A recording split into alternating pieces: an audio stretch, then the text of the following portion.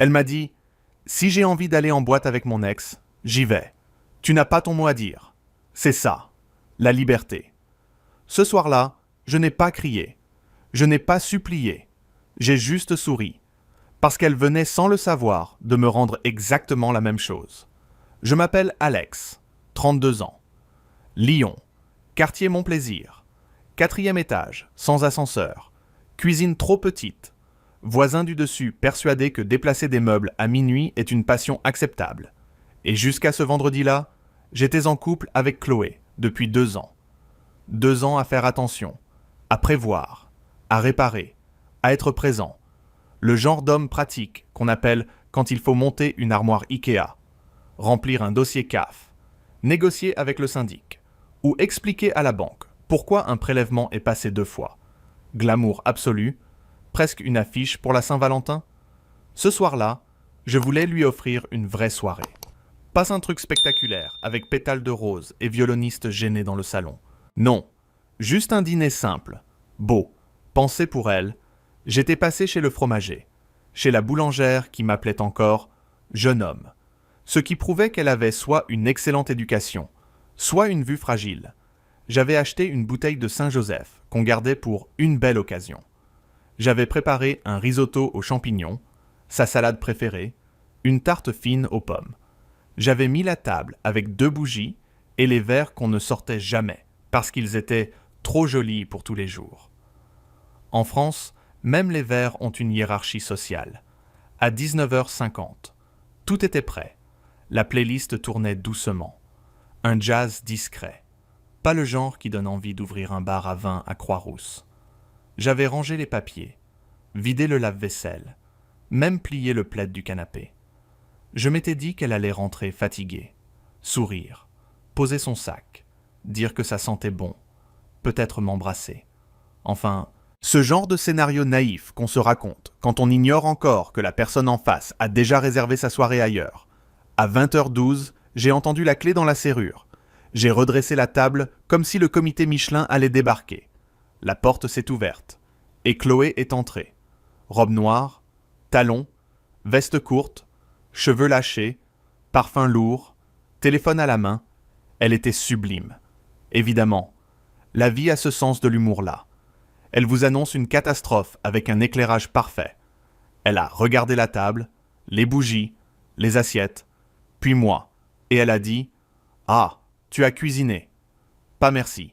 Pas c'est adorable. Pas tu t'es donné du mal.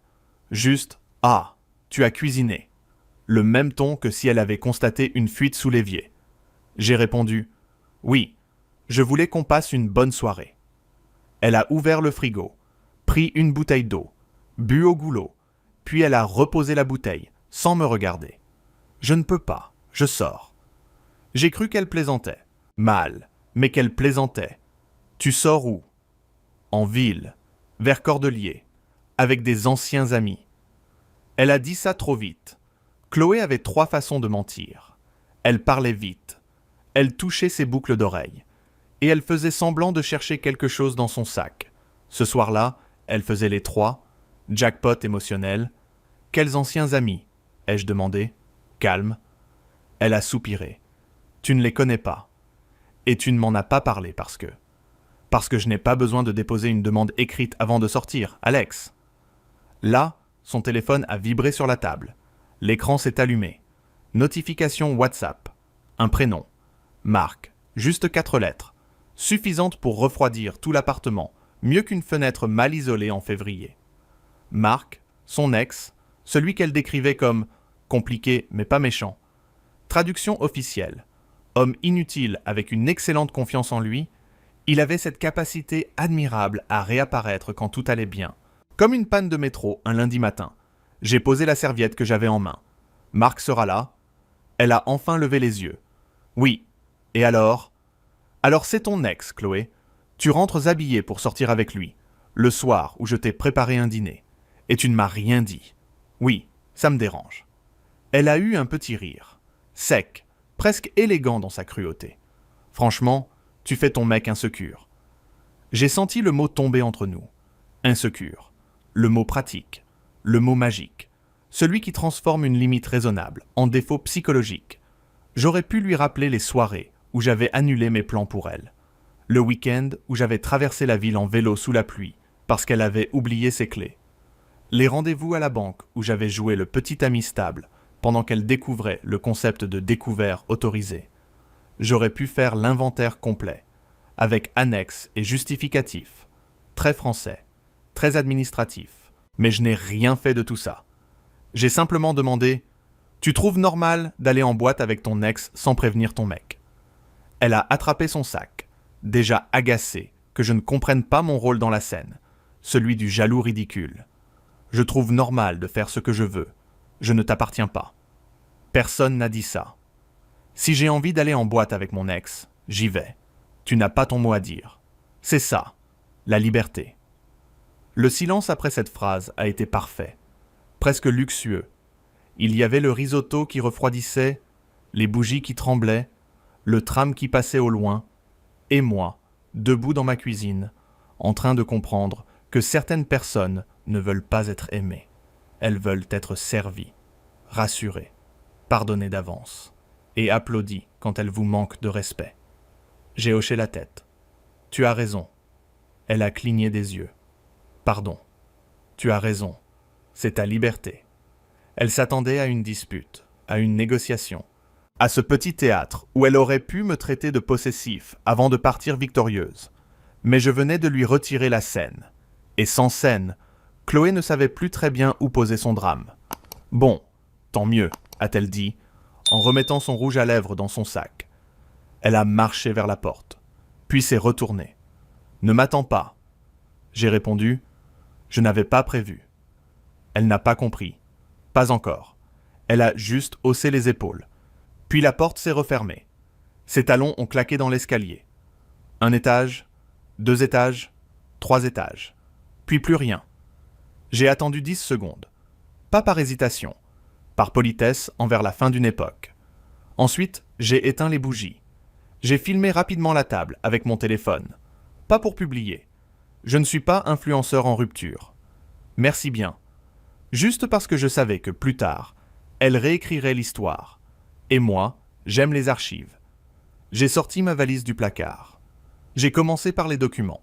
Carte d'identité, passeport, contrat de travail, relevé bancaire, papier de mutuelle, dossier d'assurance, puis mon ordinateur, mon disque dur, mes chemises, 2 pulls, mes montres, mes livres préférés. J'ai laissé les choses achetées ensemble. Les coussins, les assiettes, les plantes, même le plaid qu'elle adorait. Je ne voulais pas récupérer des objets. Je voulais récupérer ma paix. À 22h20, tout ce qui comptait tenait dans une valise et 2 sacs. J'ai appelé un hôtel, près de Perrache. Chambre libre, tarif indécent, mais moins cher qu'une relation où l'on paie avec sa dignité. J'ai pris un post-it jaune dans le tiroir. J'ai écrit calmement « Profite bien de ta liberté ». J'ai posé ma clé dessus, au milieu de la table, à côté du dîner intact. Puis mon téléphone a vibré. Message de Chloé. « Tu fais quoi ?» J'ai regardé l'écran. J'ai souri. Et pour la première fois depuis longtemps, je n'ai pas répondu. Le taxi m'a déposé devant un hôtel, près de Perrache, à 23h05.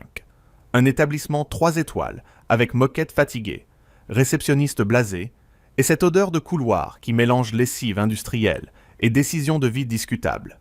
J'ai payé la chambre, pris la carte magnétique, monté ma valise au 2e, puis j'ai posé mes sacs sur le lit, comme un homme qui venait de quitter un incendie, sans se retourner pour admirer les flammes. Mon téléphone vibrait déjà. Chloé appelait. 1 fois, 2 fois, 3 fois. Puis WhatsApp a commencé son petit concert. Alex. Tu fais quoi? Réponds. T'es sérieux là? Pas un. Je suis désolé. Pas un. J'ai compris. Même pas un modeste. Le risotto était-il au moins récupérable? Non. Seulement des ordres. Comme si j'étais un service après-vente ouvert tard le vendredi soir. J'ai mis le téléphone en silencieux. J'ai pris une douche.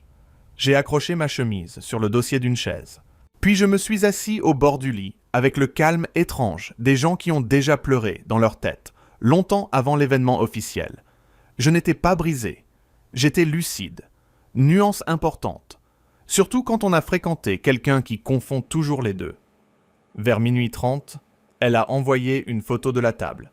Mon post-it au milieu, c'est quoi ce délire? Donc, elle était rentrée, plus tôt que prévu. Intéressant. La Liberté avait apparemment un couvre-feu. Puis un vocal est arrivé. Je l'ai lancé. Sa voix était dure, essoufflée. Tu vas arrêter ton cinéma. Tu reviens maintenant. Tu ne peux pas partir comme ça. C'est ridicule. Magnifique. Elle venait de transformer mon départ en caprice. Alors que sa soirée avec son ex relevait de la philosophie politique, j'ai supprimé le vocal. Pas par colère, par hygiène mentale, puis j'ai bloqué son numéro. WhatsApp, Instagram, même son compte Vinted, parce qu'on ne sait jamais par où le drame peut tenter une percée. Ensuite, j'ai envoyé un message à mon ami Karim. Tu connais un appart libre rapidement. Karim m'a répondu à 1h10. Enfin, j'ai regardé ce mot pendant 10 secondes. Il disait plus que tous les discours. Le lendemain, je suis allé récupérer les dernières affaires chez elle, pendant qu'elle était au travail. Oui, j'avais encore le bip de l'immeuble, pas la clé. La clé était sur la table, mais le facteur m'a ouvert en croyant que j'étais encore un résident officiel. L'administration sentimentale française a toujours un léger retard. J'ai pris mes dossiers restés dans le meuble de l'entrée. Mes baskets, une veste, mon vieux mug bleu. Pas celui qu'elle m'avait offert, celui de mon père. Et avant de partir, j'ai croisé Madame Vidal, la voisine du 3e. 80 ans. Brushing impeccable. Surveillance de copropriété. Niveau D, GSE. Vous partez en voyage, monsieur Alex? M'a-t-elle demandé. J'ai répondu « Oui, très loin, à 2 stations de métro de ma tranquillité. » Elle a souri. Elle avait compris. Les vieilles dames voient tout. Surtout ce qu'on essaie de cacher avec du parfum et des talons. À midi, Chloé a commencé à appeler depuis un numéro inconnu, puis depuis celui de sa collègue, puis depuis le fixe de son bureau. J'ai reconnu le préfixe. J'ai laissé sonner. Elle a fini par envoyer un mail. Objet. Urgent. Évidemment. En France. Dès qu'une personne perd le contrôle, tout devient urgent. Le message disait « Tu ne peux pas me planter comme ça. On doit parler. Tu as humilié notre couple. » J'ai relu 2 fois. Pas parce que j'hésitais, parce que j'admirais la performance. Elle était partie en boîte avec son ex. Mais c'était moi qui avais humilié le couple. Niveau gymnastique morale. Elle méritait une médaille au jeu. Le dimanche, Karim m'a emmené visiter un petit 2 pièces à Villeurbanne, près de gratte-ciel. Pas immense, parquet qui grinçait. Cuisine avec un évier minuscule, mais lumineux. Propre, silencieux. La propriétaire, une prof de maths retraitée, m'a demandé pourquoi je cherchais si vite. J'ai dit « Séparation ». Elle a hoché la tête avec une compassion sèche. « Alors, il vous faut du calme, pas du charme. » J'ai signé le dossier le soir même. Fiche de paie. Garant inutile parce que je gagnais correctement. Attestation d'assurance. La France peut vous laisser le cœur en vrac, mais elle exigera quand même un justificatif de domicile. Pendant ce temps, Chloé ne s'excusait toujours pas. Elle négociait mon retour, comme on négocie un abonnement téléphonique. On peut oublier. Tu as surréagi. Tu me dois une discussion. Puis un message a percé, malgré le blocage, envoyé depuis le téléphone de sa sœur. Marc n'était même pas important. C'est là que j'ai compris le petit détail savoureux. Elle ne regrettait pas ce qu'elle avait fait. Elle regrettait que Marc n'ait pas été assez rentable pour justifier le prix. Le lundi matin, je suis allé à la banque retirer mon nom d'un compte joint qu'on utilisait pour les charges. La conseillère, Madame Lemoine, m'a regardé par-dessus ses lunettes. Séparation récente. J'ai répondu. Vendredi soir. Très pédagogique. Elle a imprimé les formulaires, m'a fait signer, puis a ajouté d'un ton neutre. C'est bien de le faire vite. Venant d'une banquière, c'était presque une bénédiction papale. À la sortie, j'ai reçu un message de Marc sur Instagram, depuis un compte public. Mec, faut pas prendre les choses comme ça. Elle est libre. J'ai éclaté de rire au milieu de la rue Victor Hugo. Pas fort. Juste assez pour inquiéter un monsieur avec son chien. Marc, philosophe de boîte de nuit, défenseur des libertés quand elles ne lui coûtent rien. Je n'ai pas répondu. Je l'ai bloqué aussi. La liberté. Oui, mais avec une bonne gestion des accès. Le soir, dans ma chambre d'hôtel, Karim m'a appelé. Il avait une voix bizarre. « Alex, tu veux savoir ou tu préfères rester digne ?»« Les deux, tente. » Il a soufflé. « Un pote à moi bosse au bar près du club. Apparemment, Marc est reparti le samedi matin avec une fille de Marseille, qu'il avait rencontrée là-bas. Chloé a fait une scène dehors. Pas énorme, mais assez pour que le videur s'en souvienne. J'ai fermé les yeux. Pas par plaisir. Je ne suis pas un monstre. Juste un homme qui venait d'entendre la chute logique d'une pièce très mal écrite. Chloé avait réclamé sa liberté, avec emphase. Et Marc lui avait offert une démonstration pratique, service rapide, sans garantie. Le lendemain, alors que je récupérais les clés de mon nouveau logement, un mail est arrivé, cette fois sans colère. Seulement une phrase. Je crois que j'ai fait une erreur. J'ai regardé la clé neuve dans ma main. La porte blanche devant moi. L'appartement vide derrière. Et j'ai compris que le plus dangereux n'était pas son erreur. C'était le fait qu'elle pensait encore que j'étais l'endroit où elle pouvait venir la réparer. J'ai emménagé à Villeurbanne un mercredi matin, sous une pluie fine, le genre de pluie lyonnaise qui ne tombe pas vraiment. Elle vous juge? Karim portait les cartons avec l'enthousiasme d'un homme qui regrette déjà d'être un bon ami. La propriétaire m'a remis 2 jeux de clés, le nom du syndic, le code de l'immeuble et un conseil très français. Méfiez-vous du local vélo. Il y a eu des histoires. J'ai souri. Après Chloé, un local vélo suspect me semblait presque reposant. L'appartement était vide, lumineux, avec une fenêtre donnant sur une cour intérieure, où une vieille dame nourrissait des pigeons comme si elle dirigeait une association criminelle. J'ai posé le matelas au sol, branché la cafetière, rangé mes papiers dans une boîte. Puis j'ai ouvert les fenêtres, pas pour aérer, pour vérifier que l'air m'appartenait vraiment, pendant 2 ans. J'avais vécu dans un endroit où chaque silence devait être interprété. Chaque message devait être pesé. Chaque retard devenait un débat. Là, personne ne me demandait pourquoi je respirais de travers. Luxe absolu, presque indécent. Le soir même, Chloé a trouvé une nouvelle route jusqu'à moi. Un mail intitulé « Dernière tentative ». Formule charmante. Très missile diplomatique. Elle écrivait qu'elle n'avait jamais voulu me blesser, qu'elle avait paniqué, que Marc avait remué des choses, expression pratique quand on veut éviter les mots simples. Puis venait le vrai cœur du message. « Je ne comprends pas pourquoi tu m'abandonnes pour une soirée. » J'ai relu cette phrase en mangeant des pâtes directement dans la casserole. Standing Michelin du célibataire fonctionnel. Ce n'était jamais une soirée. C'était la phrase avant, le mépris pendant, et l'absence d'excuses après. Mais ça, elle ne voulait pas l'entendre, parce que comprendre aurait exigé de changer. Et Chloé préférait largement souffrir, avec style, que se remettre en question avec méthode. Je n'ai pas répondu. Le jeudi, elle a débarqué à mon ancien bureau. Erreur tactique. J'avais prévenu l'accueil. Pas par paranoïa. Par expérience, elle est arrivée à midi. Robe beige, lunettes de soleil sur la tête, bouquet de tulipes dans les mains. Parfaitement équipée pour jouer la scène de la femme blessée, devant témoins. Sauf que mon collègue Luc l'a arrêté poliment. Alex est en rendez-vous extérieur. C'était faux. J'étais dans la salle de pause, en train de manger un sandwich thon crudité qui méritait une enquête parlementaire. À travers la vitre, je l'ai vue se raidir, puis sourire trop fort. Elle a laissé les fleurs à l'accueil avec un mot. Il saura. Oui, je savais.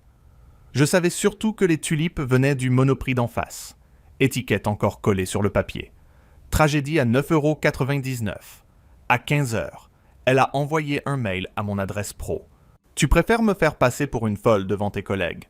J'ai transféré au service RH avec un message neutre. Merci de ne pas transmettre de communication personnelle. Pas flamboyant, pas spectaculaire, mais terriblement efficace. La dignité n'a pas besoin de hurler. Elle sait remplir les bons formulaires. Le vendredi, son père m'a appelé. Monsieur Moreau, ancien cadre chez EDF, voix de préfecture. Il m'avait toujours apprécié, parce que je disais bonjour et que je savais ouvrir une bouteille sans massacrer le bouchon. « Alex, je ne veux pas me mêler de vos histoires », a-t-il commencé, ce qui annonçait exactement l'inverse. « Chloé est très mal. Elle dit que tu es parti sans explication. J'ai regardé ma cuisine vide, mon mug bleu, les cartons encore empilés, et j'ai répondu calmement. Elle a eu l'explication avant que je parte. Elle ne l'a pas aimé. Ce n'est pas pareil. Il y a eu un silence. Puis il a soupiré. Elle a toujours eu du caractère. Non, monsieur Moreau, elle a eu des gens patients. Ça lui a coupé la parole. Pas méchamment, proprement, comme on coupe un fil qui traîne. Il m'a dit qu'il comprenait peut-être. Puis il a raccroché en me souhaitant du courage. Ce qui, dans la bouche d'un père français, vaut presque une déclaration d'affection. La semaine suivante, j'ai repris une routine. Métro A, boulot, course au marché des gratte-ciel, café au comptoir chez Nora, une brasserie minuscule où le serveur connaissait mon prénom au bout de 3 jours et mon besoin de silence au bout de 4. J'ai acheté une table sur le Bon Coin à un étudiant qui partait à Nantes. J'ai négocié une box internet avec un conseiller qui m'appelait Monsieur Alexandre, comme si j'étais poursuivi par l'administration napoléonienne. J'ai dormi mieux. J'ai ri plus facilement. J'ai même recommencé à courir au parc de la Tête d'Or le dimanche matin. Pas pour devenir un héros de publicité sportive, juste pour sentir mes jambes avancer dans une direction choisie. Et puis, Sarah est apparue. Pas comme dans un film, pas avec violon et lumière dorée, plutôt avec un café renversé sur mon dossier de location imprimé. Chez Nora, un mardi matin, elle s'est levée d'un bond. « Oh non, je suis désolé. Votre paperasse. » J'ai regardé les feuilles tachées. Ce n'est pas grave, c'est l'administration française. Elle a déjà survécu à pire. Elle a ri. Franchement, pas pour séduire, pour respirer. Elle s'appelait Sarah, 30 ans, architecte d'intérieur. Elle vivait à Lyon 7, venait souvent travailler dans ce café parce que son voisin faisait des travaux depuis 4 mois.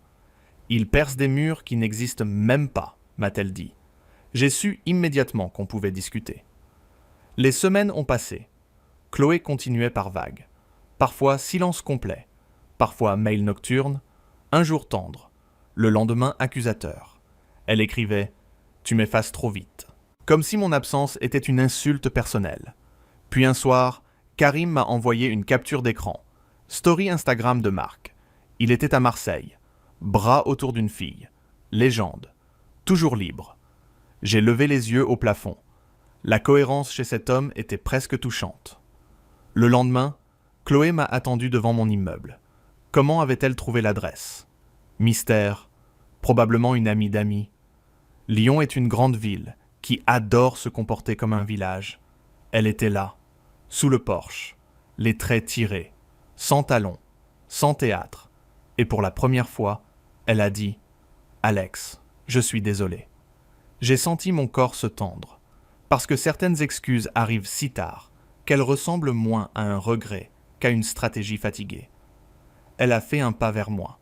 Marc m'a utilisé. J'ai été stupide, mais toi et moi, on peut réparer. J'ai posé ma main sur la porte de l'immeuble, la clé entre les doigts. Calme, précis, presque triste. « Chloé, tu viens de dire la seule phrase qui prouve que tu n'as toujours pas compris. » Elle a froncé les sourcils. « Laquelle ?» J'ai ouvert la porte, et avant d'entrer, je lui ai répondu « Tu crois encore que c'est Marc qui nous a détruits ?» Je suis entré dans l'immeuble sans claquer la porte, parce que les portes claquées, c'est pour les gens qui veulent encore être entendus. Moi, j'avais déjà assez écouté. Chloé est restée derrière la vitre du hall, immobile, avec cette expression blessée qu'elle portait comme une écharpe de luxe, jolie, visible, parfaitement choisie. J'ai monté les escaliers, posé mes clés dans le vide-poche, puis j'ai respiré dans mon appartement silencieux. Pas de parfum trop fort, pas de sac jeté sur une chaise, pas de tension dans l'air, juste mon canapé, ma table Le Bon Coin un peu bancale, et une paix qui ne demandait pas d'autorisation. Le lendemain, elle m'a écrit depuis une nouvelle adresse mail. Je suis venu avec mon cœur. Tu m'as laissé dehors. J'ai failli répondre que son cœur avait visiblement un GPS intermittent, mais je me suis contenté de transférer le message dans un dossier intitulé « Chloé ». Oui, j'avais créé un dossier, pas par nostalgie, par prudence, en France. Même les ruptures méritent un archivage propre. Une semaine plus tard, Sarah m'a proposé un verre après le travail. Terrasse près de Saxe-Gambetta. Ciel gris, table serrée, serveur pressé, ambiance parfaitement lyonnaise. Elle m'a demandé « Tu es toujours en train de fuir quelqu'un, ou tu sais aussi t'asseoir ?» J'ai ri. Je sais m'asseoir, mais je garde un œil sur les sorties. Vieux réflexe. Elle n'a pas forcé. Elle n'a pas demandé les détails, comme une journaliste de faits divers. Elle a juste dit « Alors on commence par un café ?» C'est moins dramatique qu'un destin. Voilà ce qui m'a plu chez Sarah. Elle ne cherchait pas à me réparer. Elle vérifiait seulement que je savais encore rire. Et apparemment, oui, je savais. Très mal au début. Comme un moteur froid, puis de mieux en mieux. Pendant ce temps, Chloé changeait de méthode. Elle est passée du regret à la jalousie. Elle a écrit à Karim, puis à Luc, puis même à ma sœur Camille. Je m'inquiète pour Alex. Admirable reconversion. De reine de la liberté à assistante sociale, non sollicitée. Camille m'a appelé aussitôt. Tu veux que je réponde ? Non. Dommage. J'avais une phrase très élégante. Garde-la pour Noël. Mais le vrai retournement est arrivé par Madame Vidal, mon ancienne voisine. Elle m'a croisé au marché des gratte-ciel, cabas à la main, regard de procureur retraité. Votre Chloé est passée voir le propriétaire. J'ai levé un sourcil. Mon propriétaire. L'ancien, oui. Elle disait que vous deviez encore payer une partie du loyer. Là, j'ai senti le calme devenir tranchant. J'avais payé ma part jusqu'au dernier jour. Virement visible. Quittance reçue. Dossier propre. Elle voulait donc transformer ma dignité en dette. Classique. Quand on ne peut plus tenir quelqu'un par le cœur, on tente par l'administratif. J'ai appelé l'ancien propriétaire, puis envoyé les preuves. Virement. Date de départ. Capture du message où elle reconnaissait avoir trouvé la clé. Il m'a répondu « Aucun souci, monsieur. » Parfait. Le soir même, Chloé m'a attendu devant chez Nora. Elle avait vu Sarah à travers la vitre. Évidemment. Elle a dit « Tu m'as remplacé vite. » J'ai regardé Sarah derrière moi. Calme. Puis Chloé. « Non, je t'ai quitté vite. Le remplacement, c'est ton vocabulaire. » Elle a pâli. « Tu l'aimes. » Je n'ai pas répondu tout de suite, parce que la vérité mérite parfois d'être servie sans colère. J'aime surtout qui je suis depuis que tu n'es plus là. Elle a baissé les yeux, et pour la première fois, elle n'a rien trouvé à dire. Mais quand mon téléphone a vibré dans ma poche, j'ai vu un message de Sarah, envoyé depuis la table. Elle vient de poser quelque chose dans ton sac. J'ai gardé mon visage parfaitement neutre, ce qui, en situation de crise, est l'équivalent masculin de sortir un parapluie avant l'orage. J'ai posé mon sac sur la table. Sarah l'a ouvert doucement. À l'intérieur, une enveloppe blanche. Mon prénom écrit de la main de Chloé. Très appliqué. Très tragédie de papeterie. Je l'ai ouverte. Il y avait des photos de nous. 2 tickets de cinéma. Une vieille carte de Saint-Valentin. Et une lettre de 4 pages. Je n'ai lu que la première ligne. Tu ne peux pas effacer 2 ans comme ça. J'ai remis le tout dans l'enveloppe. Chloé me regardait depuis le trottoir, attendant que les souvenirs fassent leur petit numéro. Violon. Culpabilité. Retour du héros au foyer. Dommage. Je n'avais pas pris d'abonnement. Je suis sorti du café, l'enveloppe à la main. Tu as mis ça dans mon sac. Elle a murmuré. Je voulais que tu te souviennes. Je me souviens très bien, justement. Elle a serré les bras. Alex, j'ai changé. Non, Chloé, tu as perdu Marc, puis tu as perdu moi. Ce n'est pas du changement, c'est de l'inventaire. Son visage s'est fermé. Alors j'ai adouci la voix, pas par faiblesse, par propreté. Je ne te hais pas, mais je ne reviens pas dans une maison qui brûle juste parce que les rideaux me manquent. Elle a regardé Sarah derrière la vitre. Elle sait au moins tout ce que j'ai été pour toi. J'ai souri, un peu triste. Oui, une excellente leçon. Là, elle a enfin compris. Pas avec une grande scène, pas avec une musique dramatique. Juste avec ce petit silence où l'orgueil n'a plus de chaise pour s'asseoir. Elle a repris l'enveloppe. Ses doigts tremblaient, à peine. Donc c'est fini. Non, c'était fini le soir où tu m'as expliqué ta liberté. Moi, j'ai seulement signé les papiers. Elle a hoché la tête, puis elle est partie vers le métro. Sans talons, sans menace, sans dernier mot. Et curieusement, je lui ai souhaité intérieurement d'aller mieux, loin de moi. Ce qui reste la forme la plus saine de politesse. Je suis retourné m'asseoir. Sarah m'a tendu mon café. Tu vas bien? Très bien. Tu veux lire la lettre? Non. J'ai déjà assez fait de littérature contemporaine. Elle a ri. Et ce rire-là ne demandait rien. Ne piégeait rien. Ne facturait rien. 6 mois avaient passé depuis le dîner froid de mon plaisir. J'avais un appartement clair, une table bancale, une routine solide, des dimanches au marché, des soirées simples, et quelqu'un en face de moi qui ne confondait pas liberté et mépris. Parfois, la vie ne vous offre pas une revanche spectaculaire. Elle vous offre mieux. Une matinée tranquille dans un café, une femme qui sourit, un téléphone silencieux, et l'immense luxe de ne plus attendre quelqu'un qui vous manque de respect. En sortant, j'ai croisé mon reflet dans la vitre de Nora. Je n'avais pas l'air victorieux. Tant mieux. Les victoires trop bruyantes fatiguent. J'avais juste l'air d'un homme qui avait laissé une clé sur une table, une phrase sur un post-it, et une version de lui-même dans un appartement où il ne retournerait jamais. Sarah a glissé sa main dans la mienne. On va où? J'ai regardé la rue, le ciel gris, le tram qui arrivait. N'importe où, ai-je dit, tant qu'on y va librement. Hello. Oh, just as the song ended, that was nice, isn't it? Hi everyone. I'm running a muscle up. So what's a muscle up? Is that like a pull up? I'm gonna try and not face my mind. Oh, Purse, look after yourself. I feel like you need to just like go do something fun and distract yourself and not dwell on it. Hi, Classy. How was work yesterday? How are you doing? But you go above the bar. Oof. Oof. I worked out this morning and my body really hurts right now. I did not warm up. Usually I do a bit of yoga to like warm up my body and stretch out a little bit, and I did not do that this morning. I went a bit guns to the wall. Who here has seen the new, I think I was talking about this yesterday, the new Netflix film, Apex, the one with Taron Egerton? There's a scene with it was a pretty good, not a terrible day, where I feel like I was actually teaching kids teaching kids things. I love that. Well done, you, Classy. The new Netflix, I don't know if you've seen the trailers or whatever for it. I watched the start of it the other day and I was like, oh, I want to go back and watch this when I properly pay attention because I was working while I was watching it. But there's a scene. Is it based on Apex Legends? No. It's a woman is hiking in the Australian like jungle and is essentially being hunted. Hi, Mickle. But there is one scene which, to be fair, I can show on stream because like it's in the main trailer. It's a Chemical Brothers song called Go.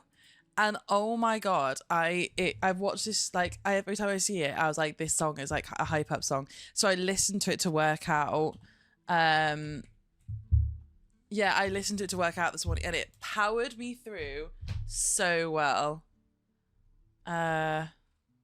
See if I can find the clip. Here you go. Mickle, how are you? This is from the trailer. Trying to scare me. Yeah, no, it sounds that way. You handled him perfectly, though. Wait. No, he was special, Sasha. I kind of want to get good. I highly recommend watching it. Oh my god, Han is stinky. Have you showered yet today, Han? All you studs in your The video. But I listened to that song to work out earlier, and I squatted like double the amount that I normally do. Like amount of, not weight, because I only have one little kettlebell here. Oh, Jordan's stinky too. You guys stink. No, I'm dyeing my hair later. I understand. Oh my god, my bangs came out so well today that I'm like gutted that I've got no plans. I guess I'm streaming all day. So, oh, Goob smells a bit better. Let me do mine. Being lazy and copying and pasting. Oh, the pub was good, Mickle. It was good. I had basically just sat and chatted to my friend for like 4 hours. We just caught up. Like we haven't really like caught up, the two of us, for ages. So it was so nice. We just sat and like I heard all about her really cool life. She's just got she's about to start a new job, and she went through a breakup at the end of last year as well. And so I was just like hearing about like how her life's been going, and like she's just smashing life. Like she's got really cool friends. Like she's got a